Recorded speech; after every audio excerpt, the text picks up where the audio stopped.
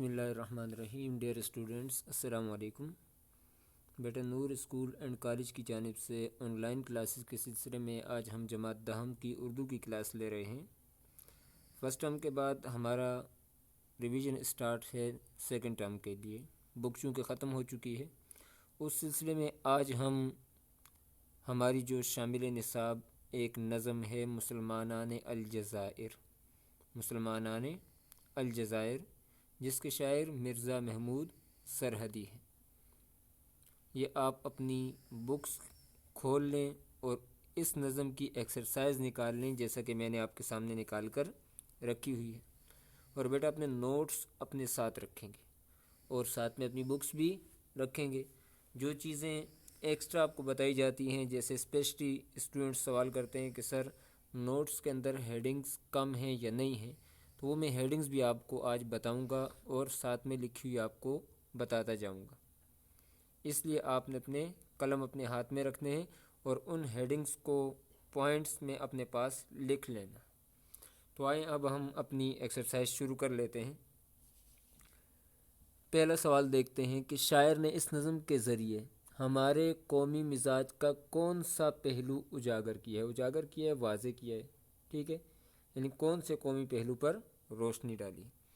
तो सबसे पहले तो बेटा आपको ये बात जहन के अंदर रखनी चाहिए कि हमने जब तशरीह की थी मुसलमानान अलजज़ाइर की, इस नज़म के अंदर हमने आपको बताया था कि ये अलजज़ाइर जो अफ्रीका का सबसे बड़ा मुस्लिम मुल्क है, उस पर लिखी गई नज़म है।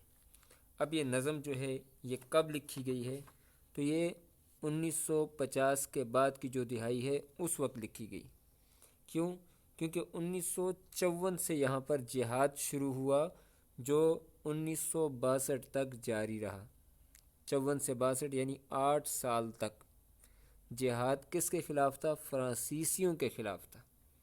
क्योंकि जो फ्रांसीसी थे उन्होंने अलजज़ाइर पर कब्ज़ा किया हुआ था। 1830 से 1962 तक फ्रांस का कब्ज़ा था। 1830 से 1962 तक यानी 132 साल तक इन्होंने इस पर कब्ज़ा किया है। तो ये जब अलजज़ाइर के मुसलमानों ने 1954 में जिहाद शुरू किया तो उस वक्त ये नज़म लिखी गई। ये डेट्स जो मैं आपको बता रहा हूँ बेटा, ये सारी आप अपने पास नोट करते जाएंगे, या आप हर सवाल के साथ मेंशन कर सकते हैं, लिखी जा सकती है। तो आते हैं अब हम अपने असल सवाल की तरफ कि मुसलमानों के जो हमारे कौमी पहलू है मिजाज का, वो कौन सा है जो मुसन्निफ़ ने उजागर किया है। तो इस सवाल को अपने नोट्स के अंदर देखेंगे तो आपको हेडिंग्स नज़र नहीं आएंगी, लेकिन जब आप मेरे नोट्स को देखेंगे तो आपको हेडिंग नज़र आनी शुरू हो जाएंगी, ठीक है। सबसे पहले मुसन्निफ़ ने बेहिसी को उजागर किया है। हमारे जो कौमी मिजाज है उसमें बेहिसी है, तो इस नज़म के अंदर बेहिसी यानी हमारे अंदर एहसास नहीं है। वो वहाँ पर जिहाद कर रहे थे, कुफ़ार के ख़िलाफ़ लड़ रहे थे, और हम यहाँ पर बेहिस साकित और बिल्कुल खामोश बैठे हुए थे, हम उनकी कोई मदद नहीं कर रहे थे। दूसरे नंबर पर ज़बानी तसल्ली। इस नज़म के अंदर शायर ने हमारा जो कौमी मिजाज है उसमें दूसरा जो पहलू है वो है ज़बानी तसल्ली, कि हम यहाँ पर बैठकर ज़बानी तसल्लियाँ दे रहे थे और अमली तौर पर उनकी कोई मदद नहीं कर रहे थे, ना माली तौर पर और ना ही जानी तौर पर। ये आपकी दो हेडिंग्स हो चुकी हैं बेटा, ये लिखते जाएं और जो थोड़ी थोड़ी तफसील बताता जा रहा हूँ इसको भी नोट करते जाएं। तीसरे जो है हमारे मिजाज का अहम पहलू दिखावे के काम। हम दिखावे के लिए काम करते हैं, बाकी अल्लाह की रज़ा के लिए कोई काम नहीं करते। अब हम दिखावे के लिए क्या कर रहे थे, तो शायर ने इस नज़म के अंदर कहा है कि हम तकरीरें भी करते हैं और एहतजाज भी करते हैं। अब ये दोनों काम दुनिया देख सकती है, इसलिए हम दिखावे के काम करते हैं। ये भी हमारे कौमी मिजाज का एक पहलू है। फिर उसके बाद मिली और कौमी मफादात से इन्हिराफ। हम ना मिल्लत को फ़ायदा देते हैं और ना ही अपनी कौम को फ़ायदा देते हैं। इन दोनों बातों से हम पहलू तही करते हैं, अपने आप को बचाते हैं। ये भी हमारा एक कौमी मिजाज का पहलू है। फिर उसके बाद बहाने तराशना।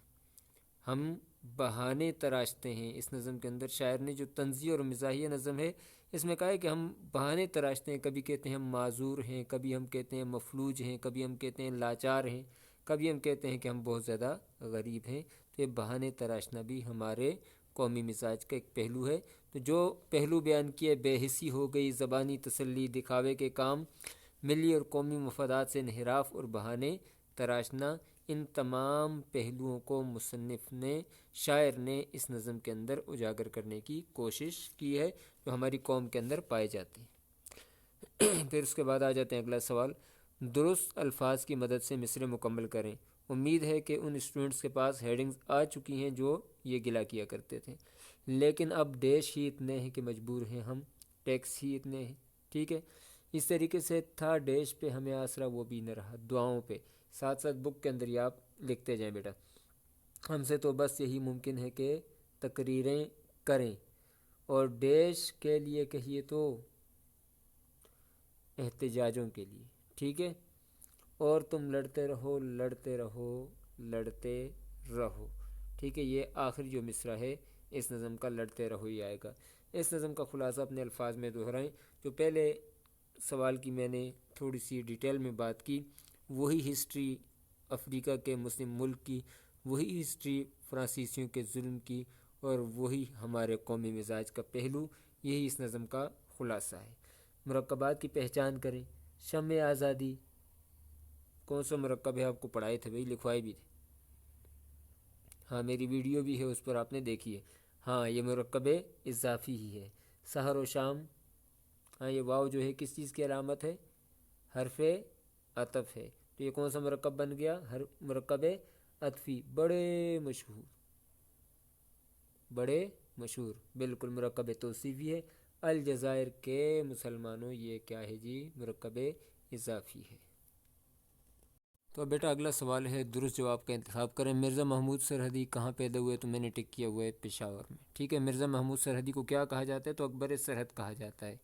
جس طریقے سے ایک اکبر الآبادی تھے جو پورے ہندوستان کے اکبر تھے، اور یہ صرف سرحد کے اکبر انہیں کہا جاتا ہے۔ شاعر کے مطابق ہم مشہور ہیں کس چیز میں جی؟ مالی امداد میں مشہور تھے ہم، یہاں پر تھے ہے، ٹھیک ہے۔ اب ہمارے اندر وہ عنصر بھی نہیں پایا جاتا ہے، ٹھیک ہے۔